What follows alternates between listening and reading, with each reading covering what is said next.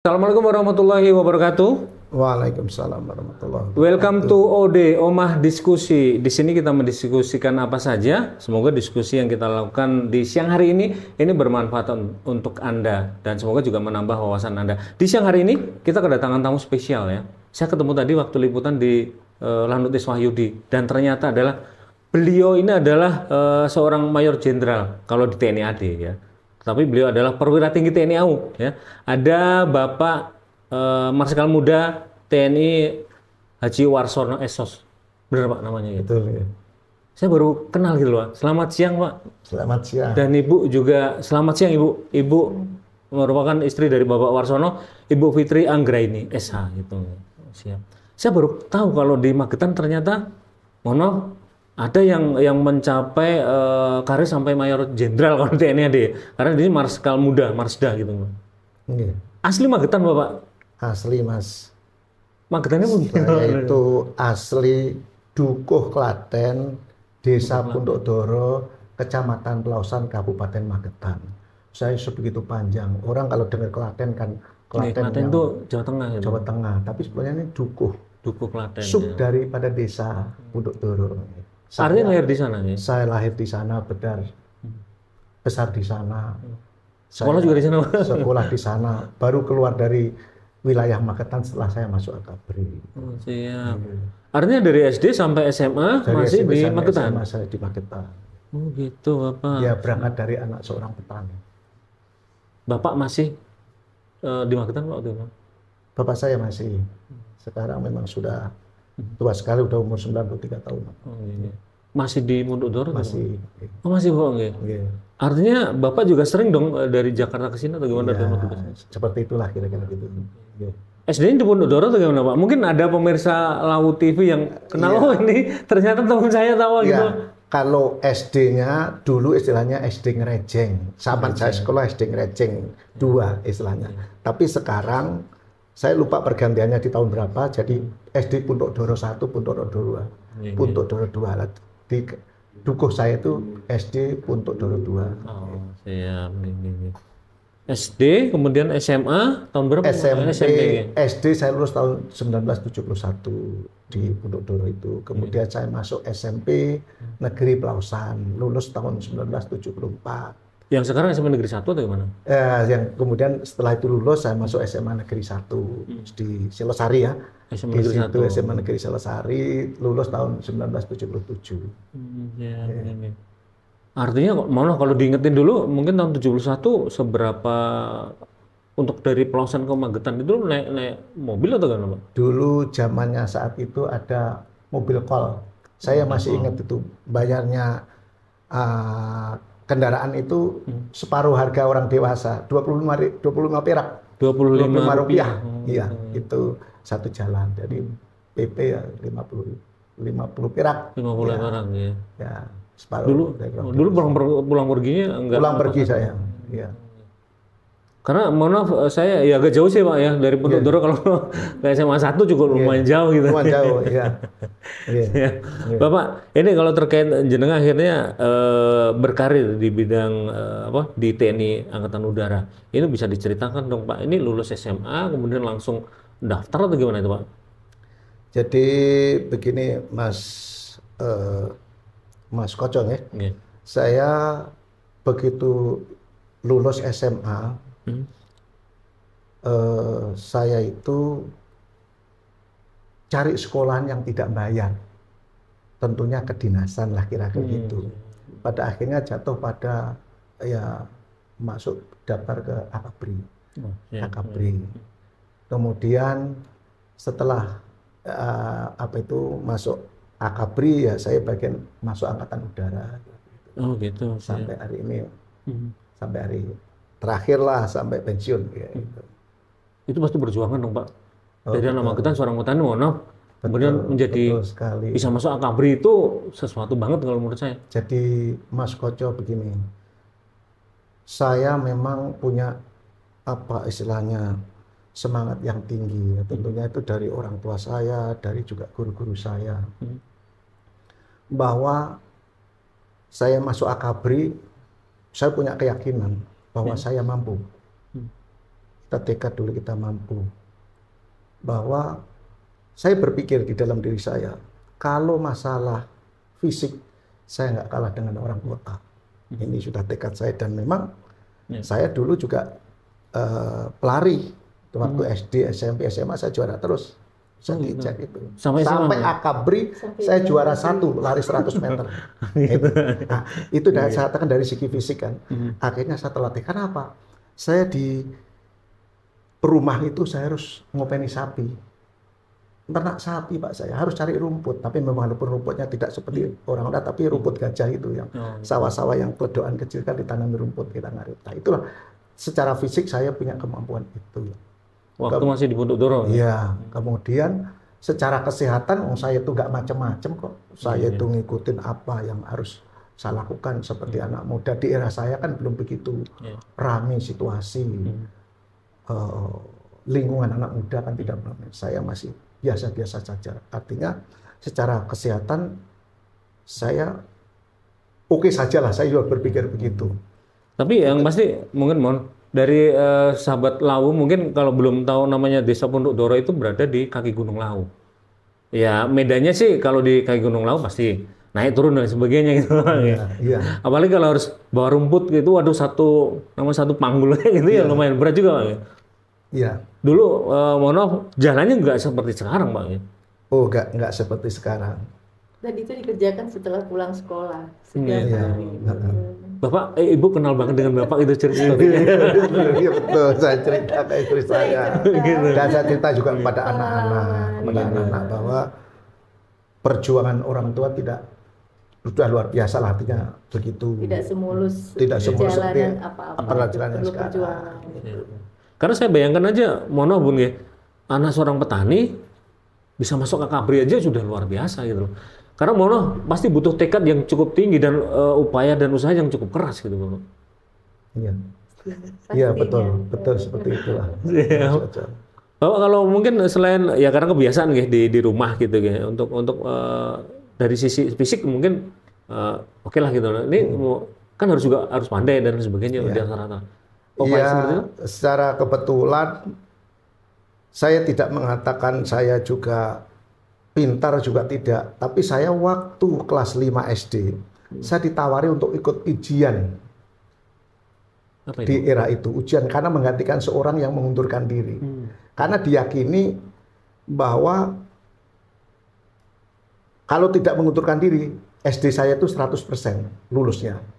Karena diambil dari yang ada itu, nunjuklah nama saya untuk menggantikan yang mengundurkan diri. Karena sudah didaftar dengan jumlah yang ada.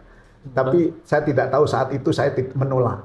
Gitu. Nah itulah, mungkin dari situ bisa dilihat lah. Kayak gitu. Padahal baru kelas 5? Gitu. Baru kelas 5. Saya dulu ikut kelas 6. Cuman waktu itu saya menolak. Saya ingat sekali. Gitu. Ya, itu. Tapi artinya ya saya merasa oke lah dalam segi akademis lah kayak begitu. Siap. Bapak, kalau biar masyarakat Magetan juga tahu bahwa ternyata orang Magetan juga bisa berkarir di TNI AU dan Moncer gitu ya. Karena sampai mencapai ke Marskal Muda itu nggak mudah gitu. Ini stepnya seperti apa sih Pak? Seberapa susah atau mudah dulu mendaftar gitu dari jenengan ke dulu daftarnya di mana Pak? Dari Magetan? Saya daftar ke Madiun, kemudian dibawa ke Surabaya. Dari Surabaya nanti setelah disaring lulus Surabaya baru dibawa ke Magelang. Ya. Bawa ke Magelang. Itu tahun berapa Pak? Tahun 79. Itu langsung dinyatakan lulus, kemudian pendidikan atau gimana Pak? Iya, langsung dinyatakan lulus terus masuk pendidikannya. Akhirnya saya masuk Angkatan Udara gitu. Oh dulu nggak ada jurusan Angkatan Udara TNI? Dulu dijuruskan, bukan memilih jurusan. Boleh memilih, tetapi keputusan ada di di akademi sana. Karena dilihat potensi yang paling memungkinkan masuk mana, gitu kan gitulah. Nah, saya potensinya barangkali juga masuk di Angkatan Udara. Di Angkatan Udara. Iya. Mungkin karena deket Pak dengan Lanut gitu.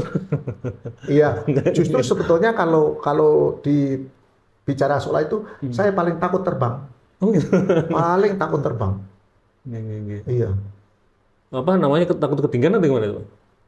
Ya pokoknya takut Awal. aja, gitu, takut Awalnya aja. takut terbang. Awalnya takut terbang gitu. Iya. Nah, Bapak kalau sudah masuk dinyatakan lulus gitu, apa ya pendidikan apa yang pertama tahun pertama mungkin di? Jadi tahun pertama ya masuk akabri secara umum sampai tingkat 3, tingkat umum. Ya alhamdulillah saya mengatakan apa adanya ya, tidak ini.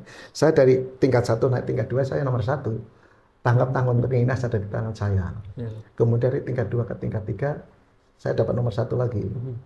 Cuman tingkat 3 ke tingkat 4 saya kalah, tidak jadi nomor 1. Saya kalah. Karena itu tadi tingkat 3 ke tingkat 4 itu sekolah terbang. Saya sendiri takut terbang. Sehingga mungkin instruktur saya sulit ngajarin saya. Tapi masih dalam limit lah kira-kira gitu. Akhirnya terjadi penerbang saya gitu lah. Walaupun akhirnya jadi penerbang. Jadi penerbang. Ya. Nah, ini yang Itu menarik. kalau instruktur saya kalau saya udah pegang ketakutan itu tak pegang kencang sekali. Instruktur saya nggak mampu untuk ngomong. Baru saya ditonjok baru itu saya bisa lepas. Nah itu lah kira-kira ngajarin terbang saya gitu saking apa? Saking saya takutnya terbang. Tapi alhamdulillah ya ujungnya bisa lulus juga kan gitu.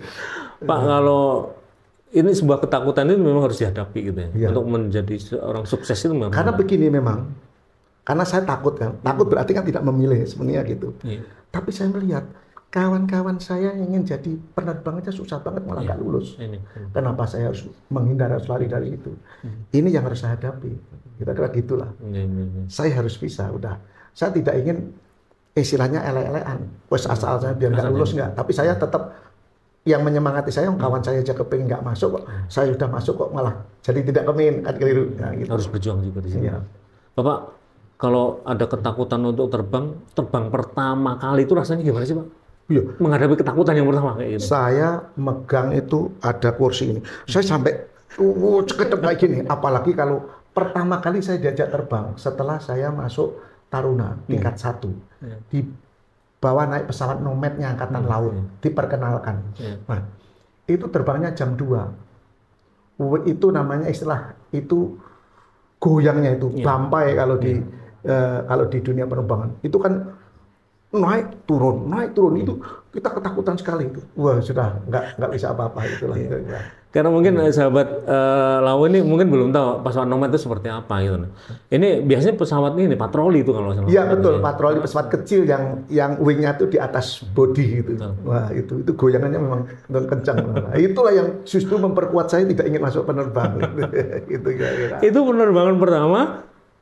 Naik pesawat pertama, bukan penerbangan pertama. Pesawat pertama. Naik pesawat pertama iya. itu.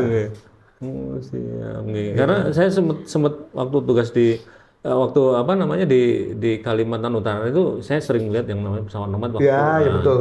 Iya. Karena biasanya untuk menginten dan sebagainya. Iya, betul. Punya Angkatan Laut. Artinya setelah itu terbang pertama gitu.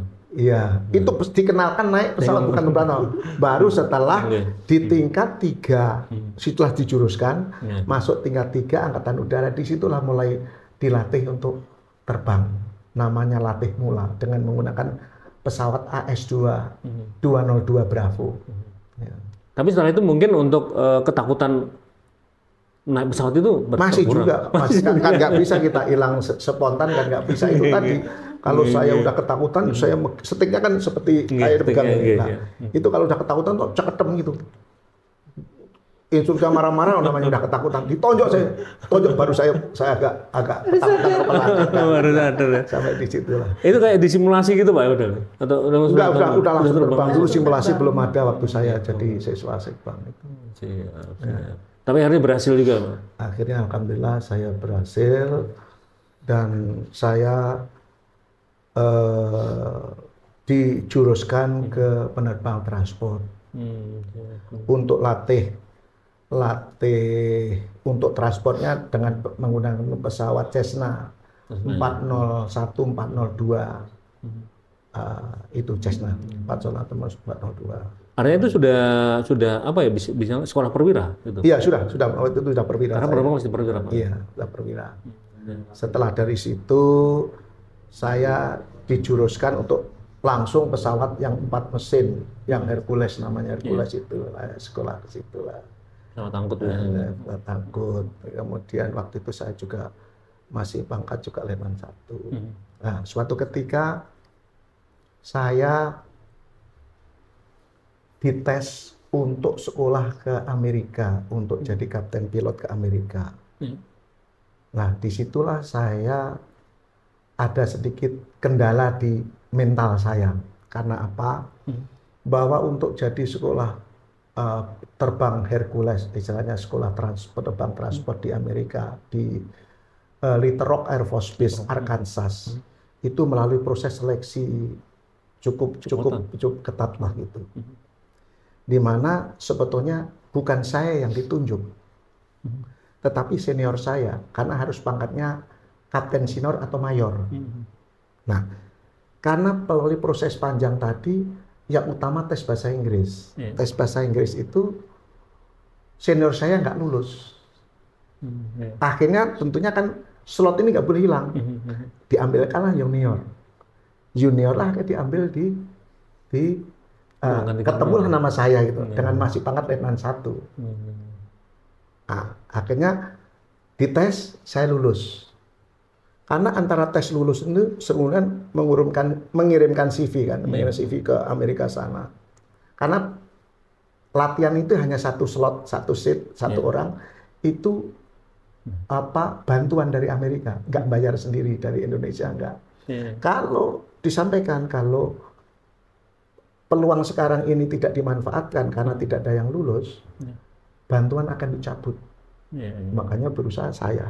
Nah, kenapa saya merasa dapat tekanan psikologis? Karena begitu proses CV sudah dikirim itu hampir 6 bulan lebih, ya bahkan 6 bulan lebih. Pada saat itu yang memberi komandan skadron saya ganti orang. Nggak boleh saya berangkat, melarang saya berangkat. Alasannya dia masih terlalu junior. Dan pangkatnya masih letnan 1.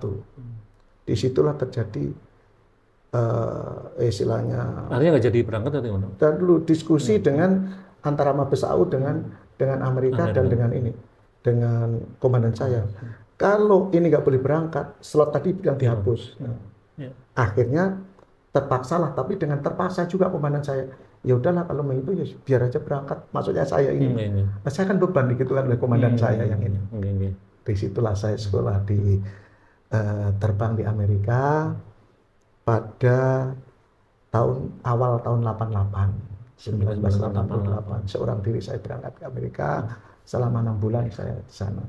3 bulan saya memperdalam bahasa tekniknya, bahasa penerbangannya. 3 bulan lagi.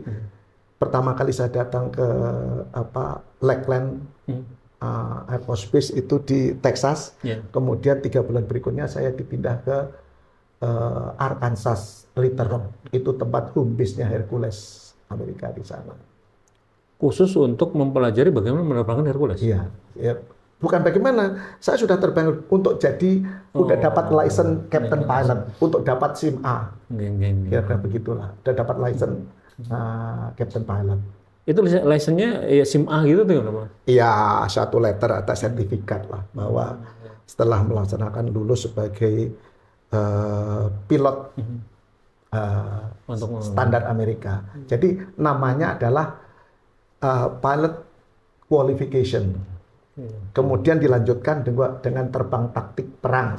Namanya single ship tactical pilot qualification. Itulah kira-kira itu ya manuver-manuver tapi dengan pesawat itu. Untuk pesawat Hercules yang digunakan untuk membantu dalam proses perang. Dari situ ada menerjunkan barang, menerjunkan kendaraan, segala macam itu, terbang low level, terbang rendah, seperti itu. Artinya pesawat itu diterbangkan di kondisi konflik gitu? Iya, kira-kira begitu. Coba bagaimana kalau kamu take off di posisi daerah perang, segera begitu take off langsung segera hilang kasarnya begitu, atau sebaliknya dari ketinggian yang begitu tajam langsung bagaimana cepat turun. Walaupun pada akhirnya sampai Indonesia nggak boleh dipraktekkan karena terlalu ketakutan orang, tapi kan saya sudah dilatih gitu loh. Nah, dari situ saya pulang, kemudian ada briefing dari komandan pangkalan itu saya telah pulang dari Amerika, nggak nyampe mungkin paling seminggu 2 minggu setelah pulang itu ada briefing komandan di mana saya statusnya itu masih dianggap co-pilot, padahal itu dari Amerika saya udah captain pilot, tapi di Indonesia masih sampai belum diakui captain pilot. Di situ adalah namanya komandan skadron, saya namanya Pak Ian Santoso, mantan Kabais, sekarang ini udah pernah mantap. Pertanyaan, siapa co-pilot ini kalau ada unek-unek yang ingin disampaikan? Langsung saya ngacung saat itu. Pertanyaan saya, Komandan, kenapa co-pilot Hercules ini yang terbang VIP itu orangnya itu saja, termasuk saya itu tidak termasuk.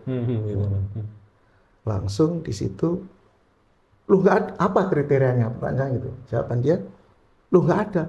Kalau nggak ada, kenapa yang terbang orang itu saja? Saya bilang. Langsung saya ditantang dengan telunjuknya. Kamu besok terbang sama saya pakai pesawat VIP. Udah kata, singkat kata ya selesai. Hari besok saya terbang pakai pesawat VIP. Terbang, saya terbangkan. Komandan saya nengok, diem aja, nggak ada ngoreksi apa-apa. Selesai terbang menggunakan pesawat itu, saya landing langsung dengan kata-kata yang sangat stressing itu. Siapkan, besok terbang sama Menhankap. Pak LB Murdani saat itu. Saya belum pernah kenal berhubungan berdekatan dengan beliau. Tapi kita kan semua orang tahu saat itu. Nah, pada akhirnya besoknya saya terbang dengan beliau. Dengan Pak LB Murdani itu.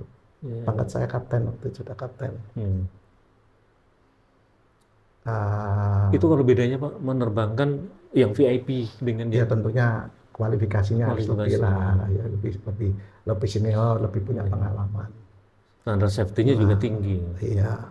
Terus pada akhirnya dia terbang pertama saya itu ke Bali. Nginep di Sanur. Hotel Sanur Bali. Sanur Beach. Karena saya juga pilot, co-pilot. Kan satu saya masih co-pilot dengan komandan skadron. Ternyata saya dikerjain di situ sama Pak LB Murdani itu. Saya nggak mau keluar, nggak mau makan malam bareng karena juga nggak tahu harus bagaimana. Yang selesai terbang ya di kamar aja. Ternyata ditelepon saya harus ditunggu menteri makan bareng. Saya udah disiapkan tempat duduk dari sebelah kiri. Udah situ saya kerjain karena orang-orang udah pada udah duduk. Oke, Warsono saya mesenin. Saya harus dipaksa makanan yang dulu pesan. Udah, ini aja, ini. Udah dikerjain. Udah gitu saya minum gelas ini saya punya. Diminum sama beliau. Loh, Pak, maaf, itu punya saya. Sebenarnya. Gitu aja. Wah itulah. Jadi suasana, baru pertama kali kesan pertama. Orang yang begitu sangar saat itu. Ternyata begitu takluk sama saya. Jujur ya, takluk sama saya. Nah, setelah itulah, oke. Singkat kata, besok lagi terbang pindah ke Solo.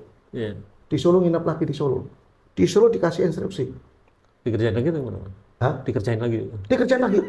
Di Solo besok guru ikut saya ke Madiun. Nah, itu kan dengan bis yang lewat Tawang. Setelah ke Madiun, nyampe di Madiun, saya disuruh pulang sama Pak Menteri LB Murdani itu. Udah pakai bahasa Jawa. Wes kamu ngelosik. Hah? Bingung tadi telinga saya. Mulia sik kowe. Tungguin aku saya mau. Kata-kata itu saya bingung, Pak. Hah? Udah kamu gak usah banyak pikir. Gimana beliau bisa tahu rumah saya? Pertama kali saya terbang bawa beliau. Benar pada akhirnya ketemu orang tua saya. Ketua orang tua saya di rumah saya sampai sekarang fotonya ada di rumah saya itu. Nemu ketemu orang tua saya. Nah, ketemu orang saya, di situ dikasih makan ala makanan kampung. Ya dimakan, Pak. Nah, baru singkat kata selesai pulang. Pulang sudah mendekati maghrib, lewat Cemoro Sewu. Cemoro Sewu lah di situ berhenti. Minum kopi di warungnya orang Mek Kayu itu loh. Namanya warungnya Mbah Ju dia. Mbah Ju. Di Cemoro Sewu. Udah jam maghrib. saya diledek sama komandan saya. Orang pada kedinginan. War, kamu itu kalau berani lepas baju dong. Komandan, kok komandan kayak gitu? Jangankan lepas baju, komandan. Mandi pun saya Berani ya. berani. Langsung saya mandi. Tempat mandi juga tahu pancuran yang di lereng itu, Pak. Iya. Lah, begitu selesai mandi, lah itu kan gak ada sabun, mau kita juga spontan. Ada sisa sabun orang cuci baju itu loh, sabun apa namanya? Colek. Bukan sabun colek, belum ada sabun lerak itu loh, batangan itu. Iya. Nah, saya mandi pakai itu aja. Begitu udah selesai mandi, saya bilang komandan, saya udah selesai mandi loh. Ini loh, coba. Oh, yang benar loh. Pak Benny Modrani langsung nanya saya, war, neng di war? Sana Pak. Langsung berujang ini. Wah, mandi Pak. Saya ngikutin, saya megangin bajunya. Yang saya takutin maghrib di lereng. Kalau jatuh apa yang terjadi? Itu saya yang ketakutan. Alhamdulillah selesai, sudah. Saya ketakutan saya kalau diancam, kalau menterinya sakit, kamu tanggung jawab. Tanggung jawab bagaimana? Saya juga bingung gitu. Tapi rasa takut itu ada. Nah, ternyata selesai penerbangan aman. Dan seterusnya setelah itulah beliau keluar kata-kata, nek aku pergi, pengertiannya kalau aku terbang pakai pesawat Hercules, harus ikut. Jadi seterusnya akhirnya saya ikut sampai akhir hayatnya saya masih setia sama beliau. Itulah jadi saya pilotnya kemana-mana. Apapun saya minta dikasih. Mobil aja mau saya minta, tapi ternyata dicegat oleh senior saya. Tapi kalau lainnya baju, sepatu, itu kayak organizer itu ya. Dan seterusnya sikat kata itulah. Itu pengalaman yang paling mengesankan selama saya terbang VIP. Kalau terbang yang non VIP, saya pernah ke Rusia, ke Kazakhstan ambil kudanya Pak Harto di era Pak Harto tahun 98, sebelum 96. Itu terkesan saya landing harus di landasan yang diselimuti oleh es. Untungnya di situ lancarnya sangat panjang, sehingga saya nggak harus ngerem ini yang wanti-wanti kalau nggak bisa keselip. Karena ya, itu di dunia penerbangan yang saling saya berkesan dan tidak pernah dua kali untuk ini. Di luar yang saya harus sebagai Flight Security Officer FSO, di mana Presiden pergi pada saat saya menjabat di tahun 2004-2005 itu, saya mesti ikut di penerbangan itu. Lalu pun pakai pesawat sipil, tapi saya tidak jadi pilotnya, tapi sebagai penyambung lidah antara pilot dan VIP-nya. Waktu itu sempat ikut Bu Megawati umroh. Sempat Bu Mega umroh juga itu pernah Pak SBY ke Amerika, ke Australia. Itu pesawat presiden atau gimana? Sama presiden. Khususnya kalau presiden yang berangkat itu Kasubdis Intelud. Nah, saat itulah saya yang menjabat Kasubdis Intelud. Nah, itu yang pengalaman terbang. Tapi kesannya, mohon maaf, LB Murdani gitu. LB Murdani. Itu kan orangnya tegas banget gitu ya. Ternyata humanis banget ya. Oh, humanis. Jujur aja kalau sama saya takluk. Kenapa takluk? Ini perlu saya sampaikan nggak ini? Sampai saya itu calon istri aja nyarikan beliau. Oh, siapa dengan ibu? Bukan. Sebelum ketemu istri saya. Beberapa calon tertentu.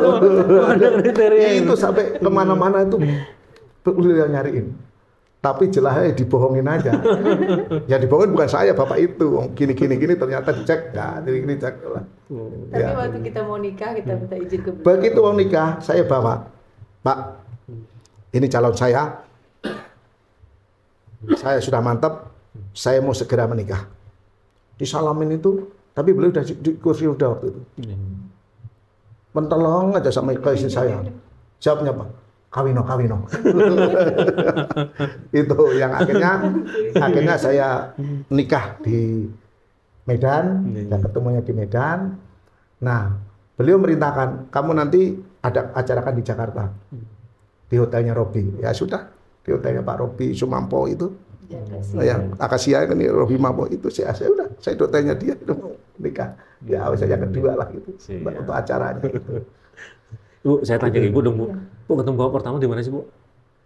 Kami ketemu di Medan, karena kebetulan saya lahir besar di Medan, jadi ketemu. Asli Medan? Asli Medan, tapi saya pada Minang. Ketemu Bapak di sana, Bapak dinas sebagai Asintel di Kosek 3 Medan. Ya. Tertariknya dengan Bapak apa nih, Bu? Karena seorang TNI AU atau gimana? Atau seorang pilot gitu? Ayo.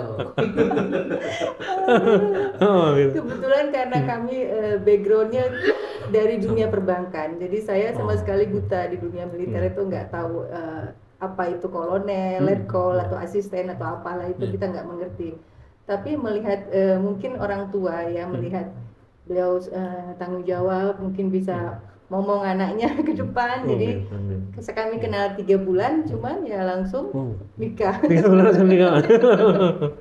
Nah, memang saya bilang saya mau cari istri bukan cari pacar.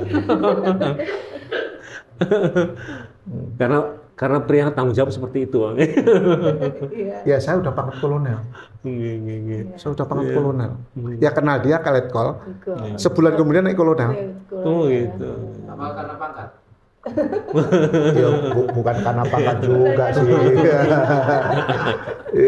Ya itulah yang terjadi. Sudah jodohnya memang seperti itu, Pak. Abi Murdani yang milihin gitu nah. Tapi itu nggak ada gitu ya, nggak ada yang masuk gitu.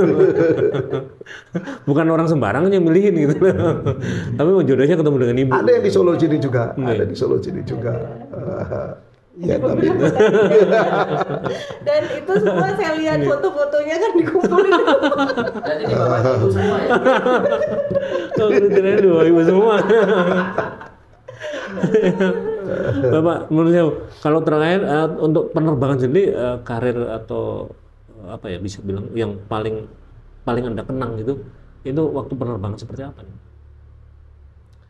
ya itu tadi kan sebenarnya ada salah satu yang saya ceritakan, saya pernah terbang ke Kazakhstan dengan mengambil kudanya Pak Harto, kuda bantuan dari Presiden Kazakhstan.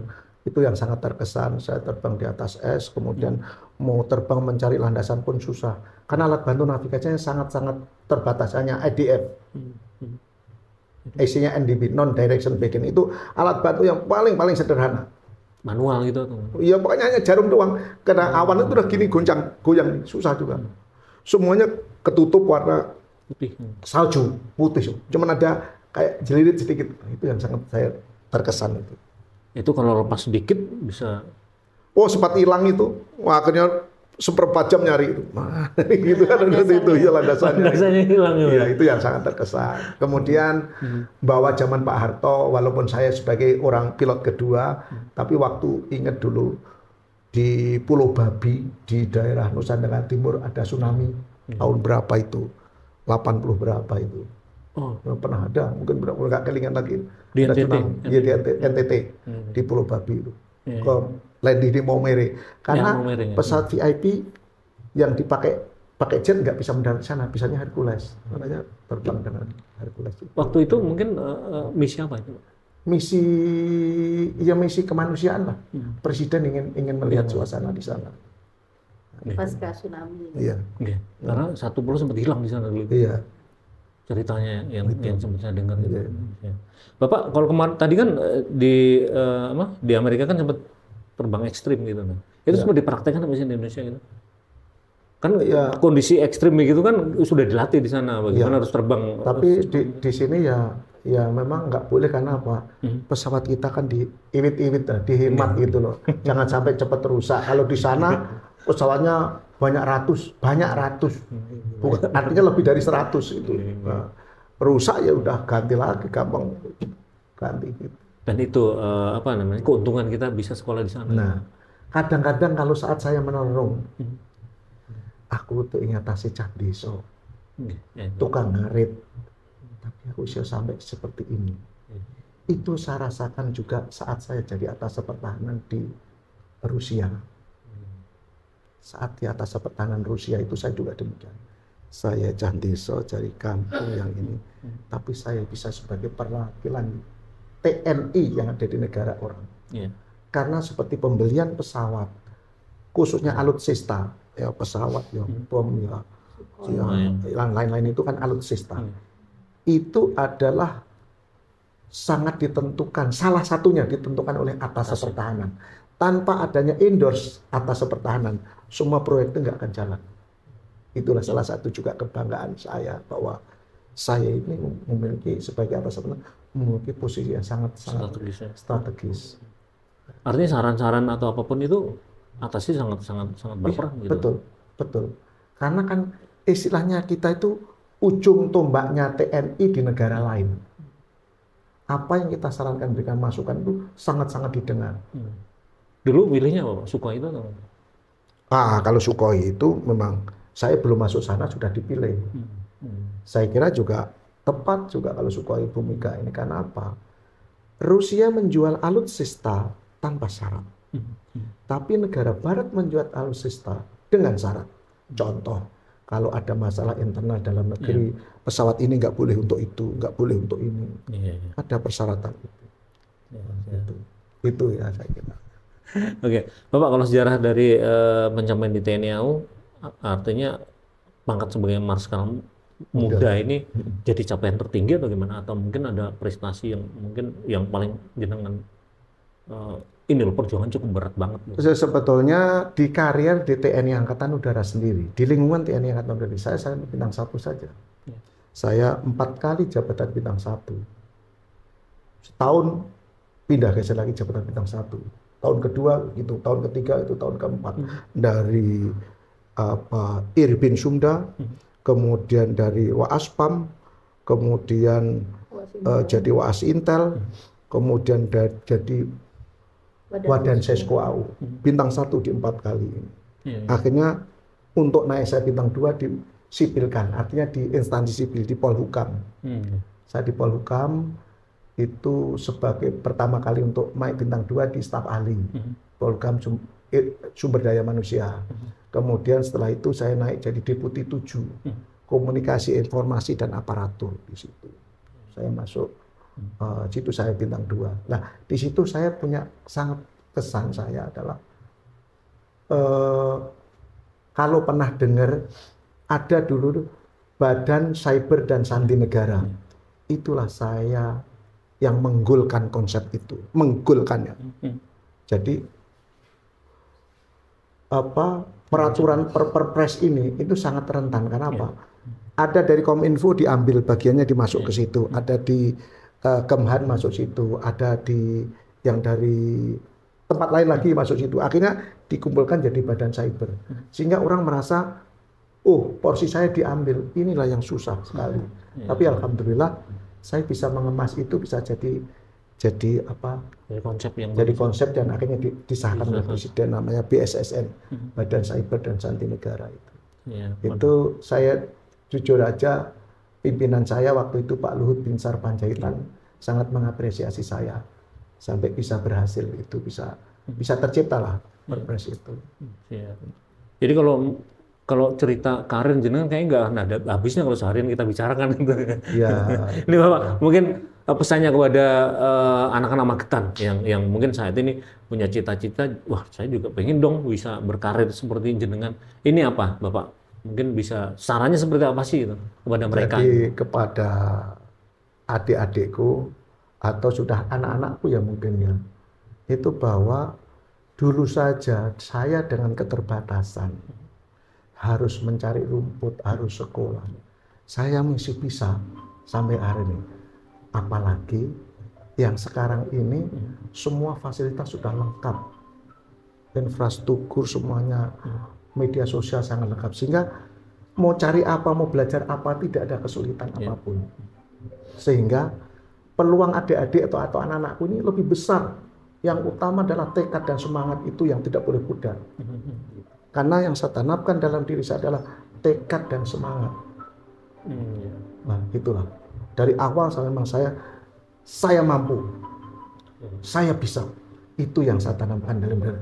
Walaupun kadang-kadang dalam hati kecil agak ada kekhawatiran. Iya, anak orang kota. Tapi dalam segala segi, secara fisik, akademis, dan kesehatan, saya merasa oke. Saya merasa oke. Dalam keyakinannya, orang-orang itu akan kalah dengan saya. Ini dalam keyakinan kita, tapi tidak pernah kita suarakan di dalamnya. Inilah yang menyemangati kita untuk kita bisa. Adik-adik punya lebih gampang apa aja yang bisa dipelajari. Apa aja bisa dicari informasi, tergantung kemauan dan keinginan. Semangat itu tadi, semangat itu yang tidak boleh, jangan putus, jangan pudar, itu terus berjuang. Yang jelas peluangnya lebih besar daripada saya. Kalau saya aja dengan kondisi keterbatasan itu bisa sampai bintang 2. Kalian harus di atasnya saya. Itu. Harus di atasnya saya gitu. Tidak harus berkarir di militer. Iya. Contohnya saya di karir militer. Tapi di lain kan banyak peluang-peluang yang bisa ini. Kalian bisa jadi menteri, ya bisa kepala badan, bisa pakai ikut jadi penentu kebijakan suatu negara kita. Karena kalian udah jadi penerus bangsa ini kan. Kita ini kan sudah juga memang ada masanya gitu. Itu pesan saya kepada adik-adik semua. Jadi tetaplah semangat. Mungkin salah satu cerita saya sebagai cambuk untuk kalian, penyemangat untuk bisa lebih baik dan itu. Saya kira itu. Ternyata orang Deso yang dari Magetan bisa bintang 2 gitu, Pak. Ya. Gitu. Karena itu tadi tekad gitu. Tekad. Gitu ya. Nah ini mohon maaf, kalau dari karir di TNI AU saat ini seperti apa nih, Pak? Ini udah pensiun? Saya sudah pensiun. Saya pensiun kan di Polhukam. Tadi saya ceritakan, saya sampai bintang 1 kan di Angkatan Udara. Kemudian masuk Polhukam, naik bintang 2 sampai dengan Deputi 7 dan saya pensiun 2018. Ya. Kemudian saya juga ditarik oleh, mungkin ada pimpinan saya melihat dianggapnya masih bisa membantu atau bagaimana saya tidak tahu, ditarik ke KSP, Kantor Staf Presiden oleh Pak Muldoko gitu. Nah prinsipnya saya itu kan prajurit, selama prajurit kan 35 tahun. Kalau namanya pimpinan memerintah saya kan nggak mungkin saya akan menolak. Oh siap Pak, apa yang bisa saya lakukan saya siap. Itulah seperti itu. Kalau bisa cerita sedikit terkait tugas di KSP itu apa gitu Pak? Iya, tugas di KSP itu sebetulnya itu sangat luas. Cuman untuk saya, karena di situ background saya Angkatan Udara. Jadi yang terkait dengan masalah-masalah keudaraan yang ada hubungannya itu yang saya memberikan masukan kepada pimpinan. Misalnya juga ada eksiden pesawat, saya juga memberikan informasi. Pertama juga melaporkan apa yang terjadi, walaupun mungkin di TV ada, tapi saya secara ini membuat laporan. Kemudian kalau memang itu bisa dipelajari lebih jauh, bisa apa sebetulnya penyebabnya ya, saya gali informasi. Seperti kecelakaan Sriwijaya 182 itu saya berikan masukan sampai presiden itu.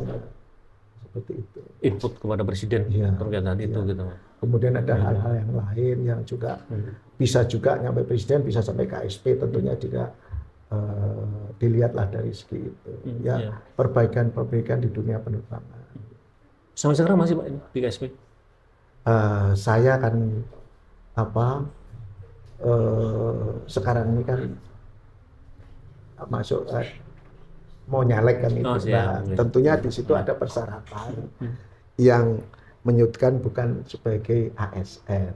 Nah, saya dengan di situ tuh sudah seperti ASN karena juga masuknya diangkat oleh presiden dengan kepres lah gitu.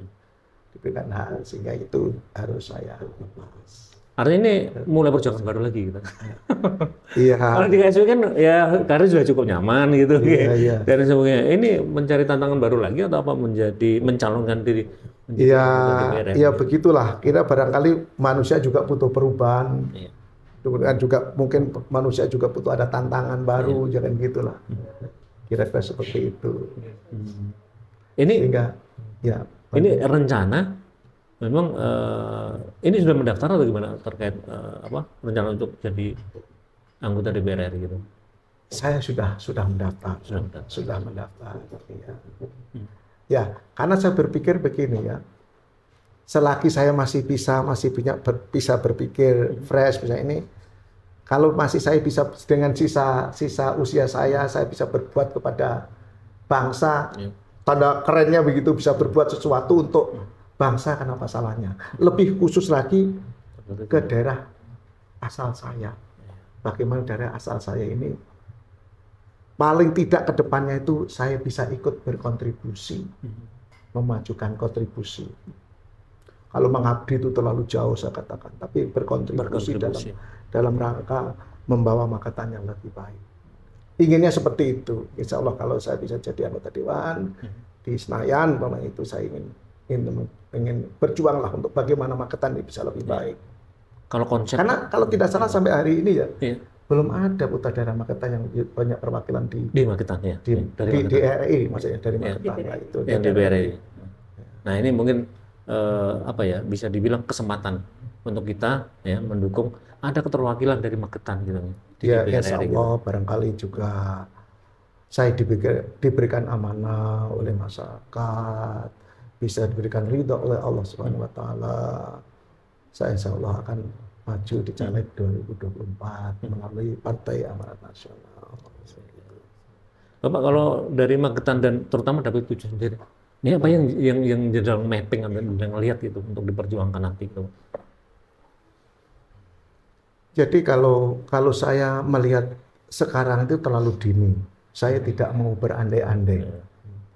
Tentunya di dalam proses waktu berjalan ini, saya akan melihat kira-kira Magetan apa yang perlu ke depan. Tentunya ini sangat dinamis.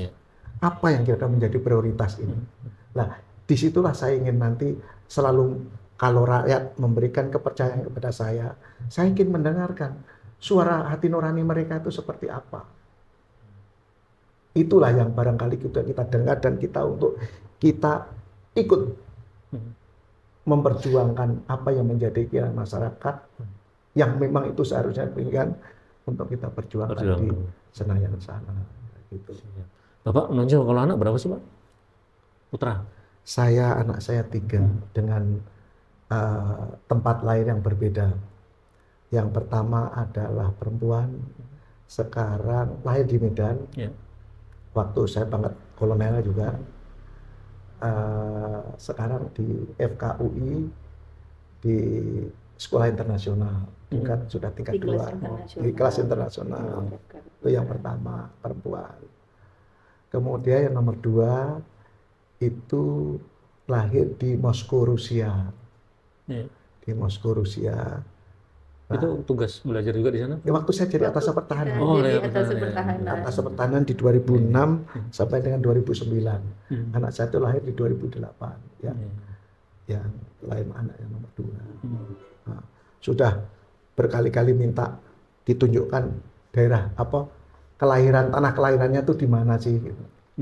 Nah itu yang kemudian ya nanti kita masih janji ini ya, sabar nanti kita akan insya Allah akan ke sana itu.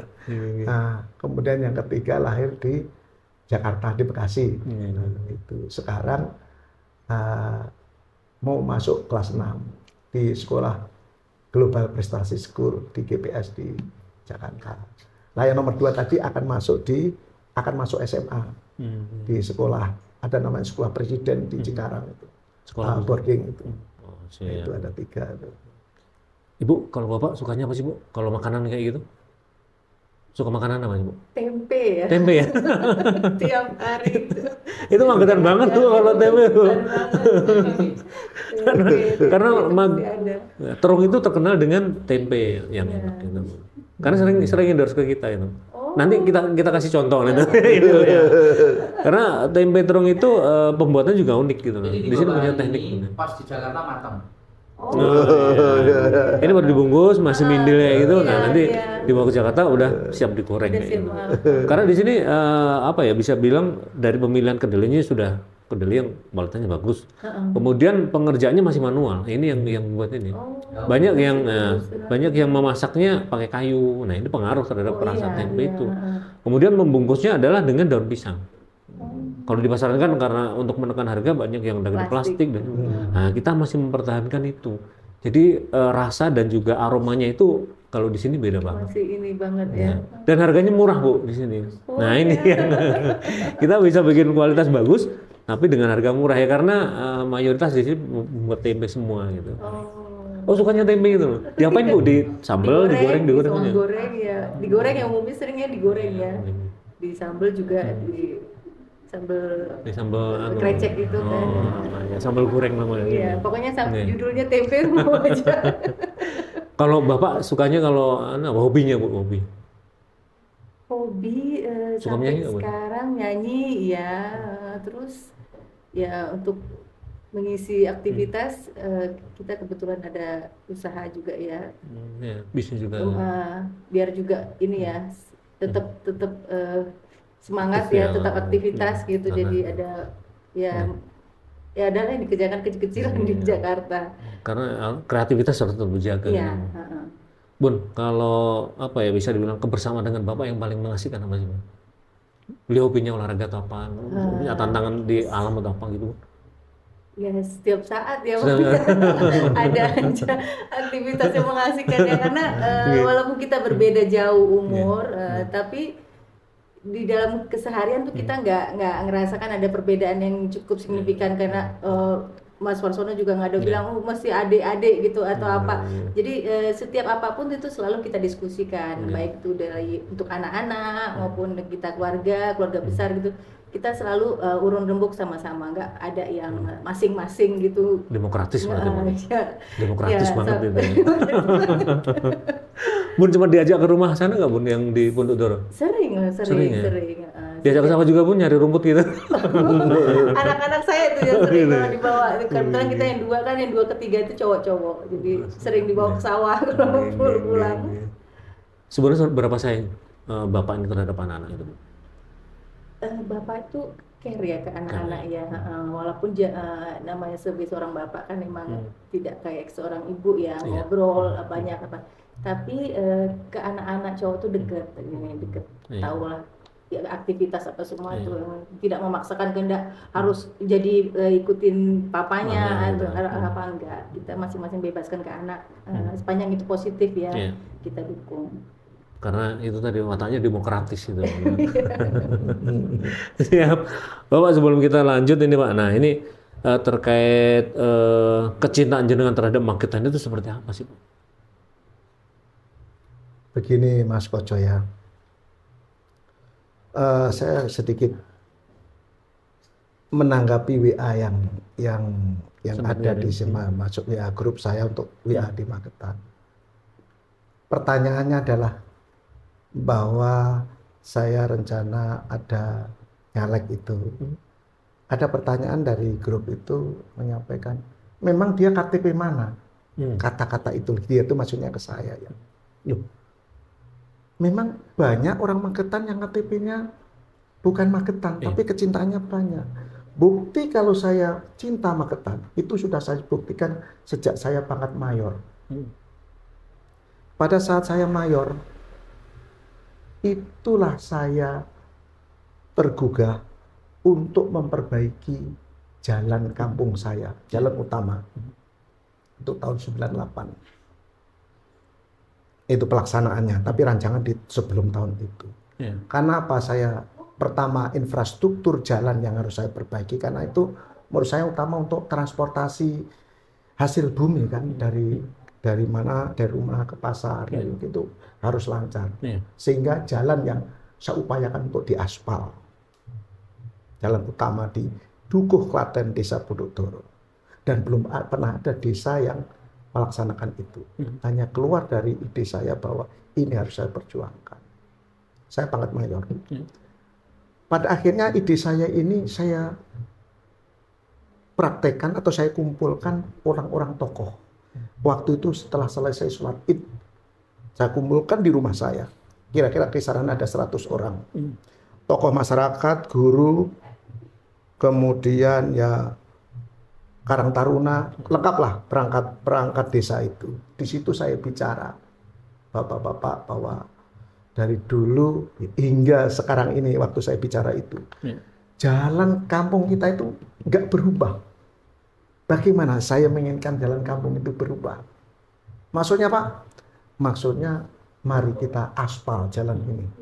Yang tadinya batu yang ditoto itu jadi diaspal. Nah, dari situlah akhirnya berbagai tantangan itu. Tentunya ada yang pro dan kontra. Yang kontra itu mengatakan kalimatnya, usulannya, sedulur-sedulur, mustahil kita bisa ngaspal jalan. Berapa biaya yang harus kita keluarkan? Itu yang kontra. Itu tokoh juga yang bicara. Tokoh lagi yang bicara lagi yang pro. Bapak-bapak ibu kok nggak berpikir. Pak Warsono belum tentu tuh setahun sekali lewat jalan yang diperjuangkan. Kita ini sehari bisa 10 kali lewat. Kok tidak kita dukung? Tentunya beliau hanya ngomong, tidak hanya sekedar ngomong. Beliau ngomong juga mesti ada solusi yang ditawarkan. Di situ yang memberikan semangat saya. Setelah itu, oke, selesai intinya pro dan kontra terjadi. Berikutnya saya kumpulkan yang pro. Gimana? Kita harus tetap jalan. Kita harus tetap jalan. Akhirnya dengan pola, saya ingat sekali, waktu itu biayanya 58 juta untuk mengaspal jalan itu. Terus akhirnya dibagi, yang punya sawah luas, yang punya kendaraan roda 4, yang punya kendaraan roda 2, dan seterusnya. Akhirnya angka itu terbagi lah. Termasuk ada sumbangan dari saya. Gitu. Nah, terwujud. Yang akhirnya setelah terwujud, saya juga lapor Komandan Pangkalan Iswayudi. Waktu itu komandannya namanya Pak Hanafi Asnan. Saya lapor beliau, langsung ditanggapi. Besok TMD, AMD, masuk di saya. Terus ada 2 truk datang itu untuk membantu itu. Artinya responnya dan Lanut juga bagus, dan saya lapor juga direstui. Nah, begitu singkat kata, jalan itu jadi. Daerah-daerah lain, desa lain mengikuti proyek itu semua. Dan ini bisa nanti barangkali Mas Koco atau Mas Agus bisa mengundang testimoni orang-orang yang menjadi yang tahu persis perjuangan ini ada. Nanti kalau memang dibutuhkan akan saya hadirkan untuk ditanya yang sebenarnya terjadi. Bukan berarti saya yang harus ini kan. Itu hanya saya menyampaikan itu. Artinya itu salah satu bentuk kecintaan. Itu sudah setiap hari lewat jenengan mikir gitu. Itu yang menepis bahwa memang dia KTP orang mana tadi. Itu sebetulnya saya ingin itu. Saya sebenarnya tidak ingin mengungkapkan ini. Tapi dengan kata-kata itu sebetulnya sedikit saya tersinggung. Memang kalau dengan KTP tempat lain nggak boleh memperjuangkan. Itu Mas Koco kira-kira yang ingin saya sampaikan itu. Bisa suatu ketika kesaksian testimoni dari orang kampung saya bisa ditanya. Ada itu baru sebagian dari jenengan gitu, untuk kecintaan kepada Magetan itu. Kan tidak harus ditunjukkan semua, yang penting berbuat dan bekerja untuk jenengan gitu. Siap gitu. Bapak, sebelum kita akhiri perbincangan kita atau obrolan kita hari ini, ya mungkin ada pesan dong Pak terkait mungkin kepada warga masyarakat gitu, terkait langkah yang mau jenengan ambil nanti seperti apa gitu. Monggo. Baiklah, Mas Koco, sebetulnya saya intinya itu ingin berbuat untuk Magetan. Tentunya ya saya mohon doa restu dari masyarakat Magetan manakala memang tentunya orang-orang ini dalam pemilu nanti kan punya pilihan masing-masing. Saya berharap bahwa jangan salah pilih. Jangan terlalu terbawa ke politik praktis. Tapi berpikirlah jauh ke depan. Karena apa? Masyarakat kalau salah pilih, berarti malah masyarakat salah arah menentukan bangsa ini ke depan. Makanya tepatlah memilih. Dan saya katakan, salah memilih, orang yang salah juga ikut berdosa kan? Kalau salah memilih orang yang salah. Tapi silakan menggunakan hak pilih dengan akal sehat. Dengan tidak terbawa oleh tawaran-tawaran yang begitu manis. Tapi saya yakin masyarakat Magetan sekarang sudah begitu cerdas. Sudah begitu cerdas. Siapa yang sepantasnya kita pilih? Siapa yang sepantasnya kita jadi wakil kita untuk memperjuangkan Magetan ke depan? Saya sudah punya yakin, Pak. Silahkan gunakan hak pilih dengan akal yang sehat, dengan pilihan masing-masing. Jangan memilih orang yang salah. Kalau salah berarti juga salah arah, dan juga salah berarti berdosa juga. Gitu. Untuk diri pribadi saya sebetulnya kalau ditanya apa yang Bapak cari kasarannya itu, barangkali secara ya finansial saya tidak akan terlalu ke sana, tidak akan ke sana. Karena bagi ini saya ada, tadi istri saya sudah ceritakan, ada beberapa usaha yang memang bisa menghidupi di luar apa yang kita pensiun. Tetapi kita ingin berbuat sesuatu untuk masyarakat Magetan yang bisa membawa lebih maju. Karena bagi kepuasan kita, kalau kita bisa berbuat untuk masyarakat banyak, terutama pada orang-orang yang sudah pensiunan ini. Tentunya kalau yang masih belum pensiun ya harus berkarya seperti itu. Ini yang udah pensiun ini dengan sisa usia yang ada, kita ingin berbuat sesuatu untuk kemaslahatan orang lah, umat banyak ya kan gitu. Iya. Nah itu dia sahabat Lawu, bahwa tidak bisa dipungkiri bahwa akar dari Pak Warsono ini adalah orang Magetan. Karena memang lahirnya juga di Magetan. Dan lagi-lagi di tengah karir beliau, ini beliau juga akan berjuang untuk Kabupaten Magetan gitu ya. Nah, semoga nanti di dalam perhelatan untuk